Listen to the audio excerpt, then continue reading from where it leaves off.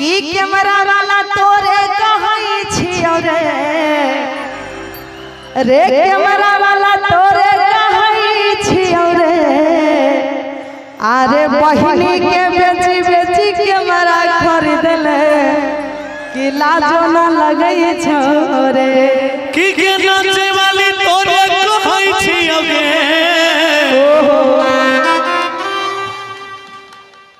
कि 2000 लेके नाचल अइले अपन सैया के घर में तू खाना खिलाईबी गे। ये कोई बात नहीं हुआ। मैं सिंगर हूँ, लेकिन नाचने वाले में अरे तो आप डांस नहीं करते हैं सही वो थोड़ा बहुत होता है। हम लोग कलाकार हैं, कला दिखाते हैं। कैमरा वाला भी थोड़ा बहुत पैसा ले लिया अपनी बहन से, क्या दिक्कत? अच्छा कोई बात नहीं है। हाँ ये बहुत कैमरा वाला जान जाएंगे बरजे फिर आपको भी नहीं छोड़ेंगे। ये बरजे सवा तोरे कहै छियो रे रे बरजे सवा तोरे कहै छियो रे कि बहिनी के बेची बेची ऑर्गन खरीद ले लाजो ना लगै छौ रे बहिनी के बेची बेची गंजो खरीद ले लाजो ना लगै छौ ये है धुन बजाई देबो सके नचाई देबो नागिन धुन बजाई देबो स्टेज पर नचाई देबो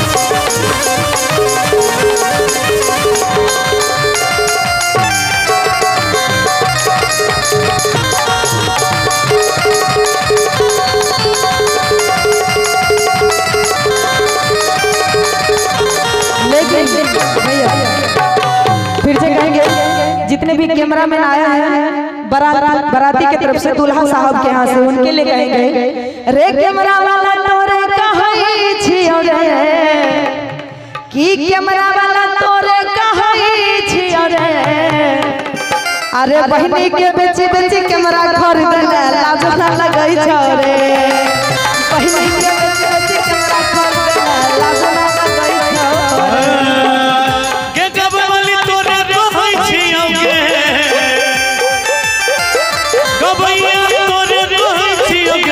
गाना गाबै ले सब चल बे तोरा लागने लागल होगे सब छौरा समान छलाइन तोरा लागने लागल होगे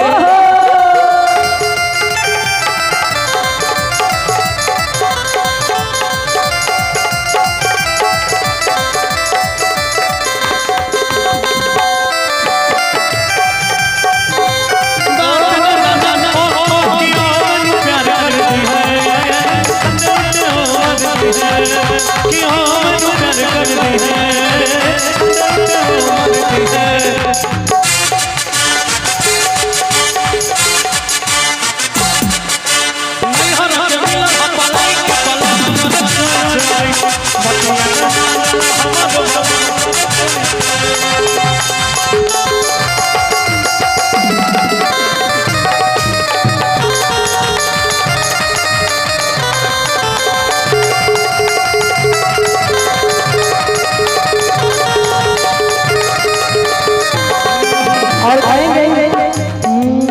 बाराती सबके लिए पेट फुलैना छही पूरी बुनिया खाई के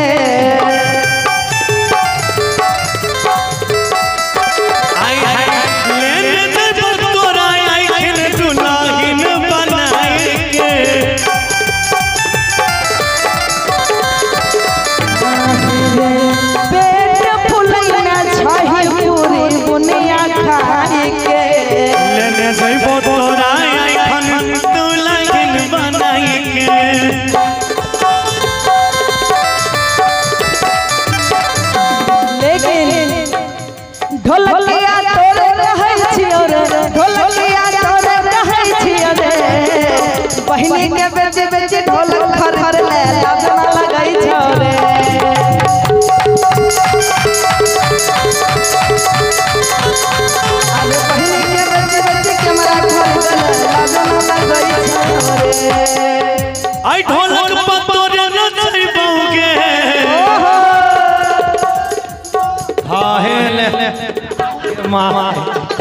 हाँ एकर आप बीच में क्यों कर रहे हैं, इसीलिए बोल रहे हैं आप। हाँ, देवर लगते हैं।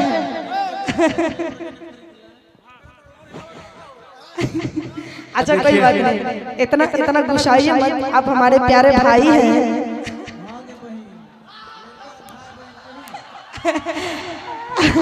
लड़का हमारे जीजा जी हैं, जीजा जी हैं।